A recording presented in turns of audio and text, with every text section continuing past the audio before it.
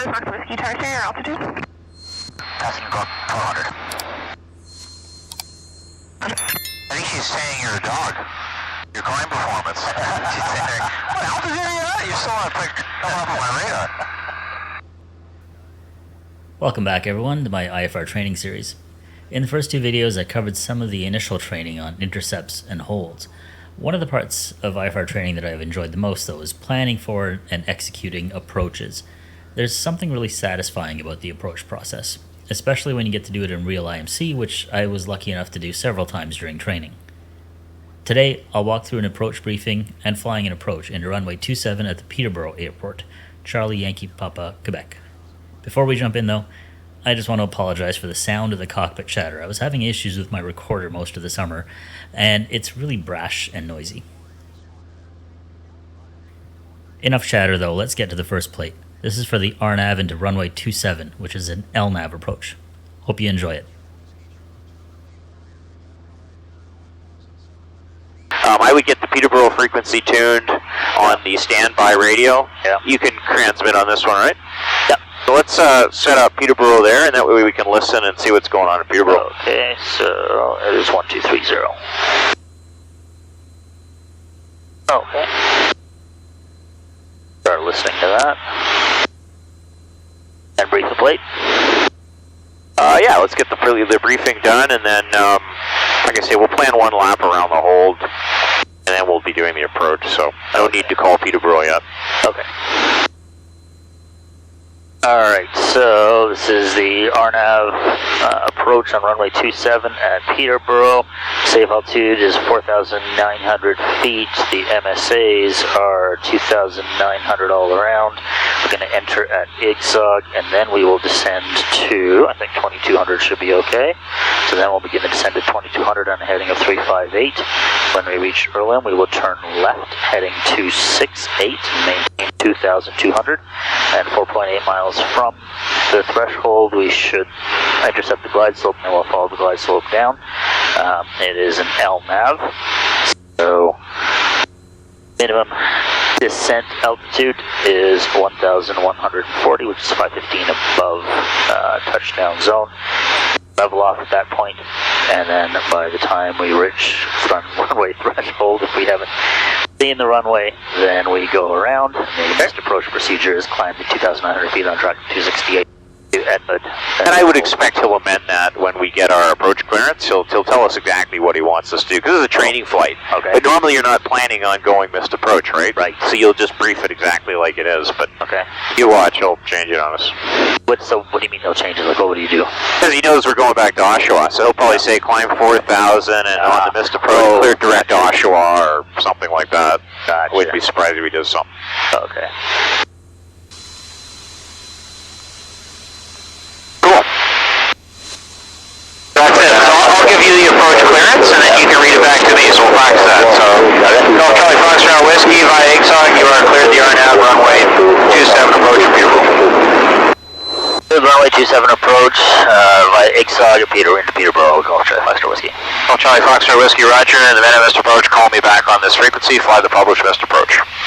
On missed approach, call you back this frequency, fly published missed approach, Charlie Foxtrot Whiskey. Perfect. We can go 2,200 though, right? No, you can't. No? What altitude can you go to right now? Look at your plate. Oh, we're at 2,900. Yeah, it's only after we get to IGSOG that we're allowed to drop to 2,200. Yep. Yeah, I would go to a height where you go right in the clouds for the practice. Okay.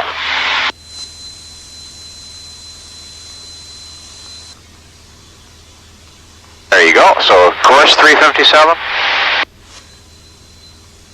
Lug 357 in 4, 2, 3, 2, 1. That's right. You're cutting the corner a little bit. Yeah, that's fine. Close enough. So then I'd go to my altitude alerter. I'd put my next altitude in, 2,200, and that's what you want to use. Yeah. And then just descend when ready. Okay. And of course, between every turn, cross-check the track. Remember we said we were going to have that wind, which it looks like, yeah, we do have the wind, right? Yeah. So you need to twist another 20 degrees left. 37.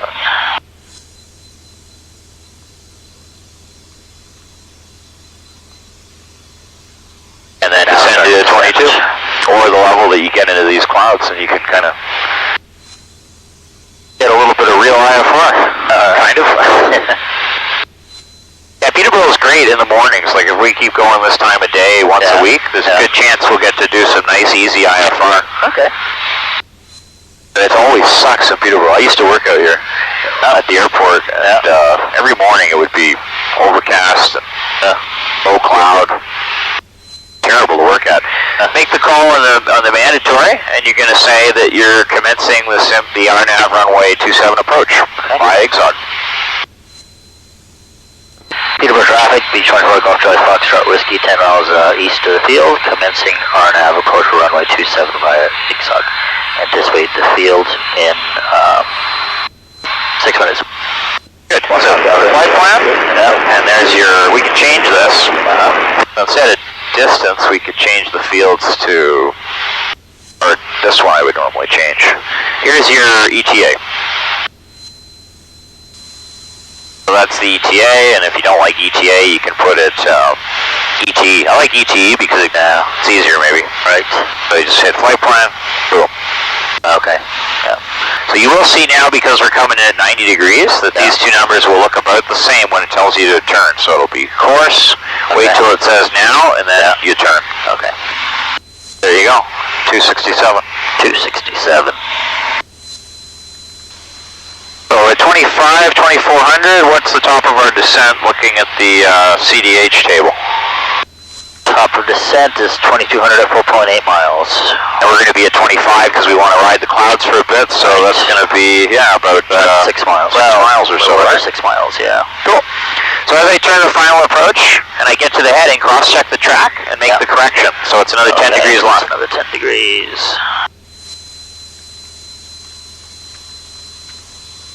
Perfect. Next thing on my checklist, if I was doing a checklist, would be confirm you've got LPV or LNAV plus V. We've got LNAV plus V, which means that glide slope on the left is usable. Right. My glide slope check is going to be what altitude over VIXAG? Glide slope check over VIXAG is 2,000 feet. Perfect. Cross-check the track, make another 3-degree correction, right? And remember, in the descent, the numbers are going to change, right? Because the wind's going to change. The winds will back and decrease. Right. Nice. So 100 knots, that's going to be how many feet per minute? 500 feet per minute. Good. So when you're ready, do the pre-landing check, as much of it as you could do, if there's anything to do. I don't know where you are at with that. And then take over radio control. Oh, problems. Fuel is still good. After the mist, we'll think about changing it. DG to compass is good. Maybe a touch. I like GUMPS post-FAF myself. So what's that? The GUMPS check, I do that post-FAF. So after we're in the descent, that's when that'll happen. Okay. We'll recheck ground speed and adjust the rate of descent when the glide slope centers to maintain it all the way down. Alright, so we're at 1 dot, so I'll drop the here. And just be careful, you don't want to overspeed your flaps. Oh yeah. You have to reduce a little power first, that'll help get you in the flap range. Alright. Alright, it's centered now. Looks like 450 feet per minute. And your call will be VIXAG final. That's a 4-mile final according to the plate. Okay. And then post-FAF, we'll do the GUPS check. Alright.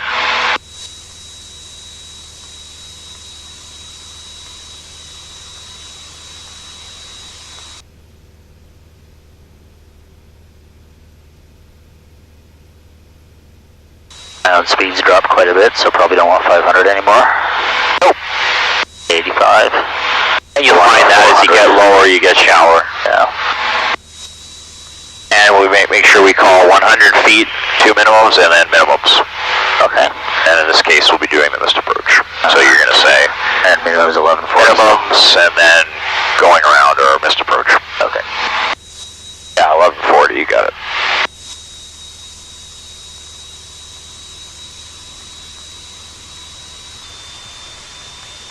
Feet, 100 feet to minimums. Check.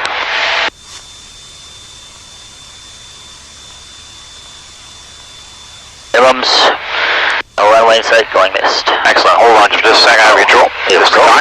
So at this point, with the if you had the runway in sight, you'd put in all of the flaps for the approach if the winds were appropriate, and then you'd adjust the descent rate to stay on the glide slope. Okay. But what they don't want to see is like a chop and drop. Just keep on the stabilized approach, and make sure you put in landing flap. Okay. And that would be the way you'd take it all the way down. All right. All right. When you're ready, you can take control. I have control.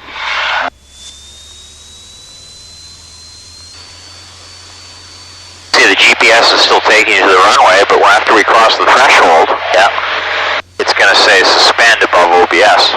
Okay.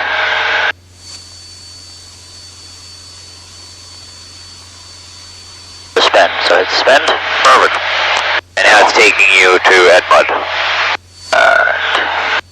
And it is a track that you fly. The track is 268 or 267, whatever. It's because of the variation. The variation changes, right? So the two numbers will always look within a degree or so. Right. And then it's 2,900 feet.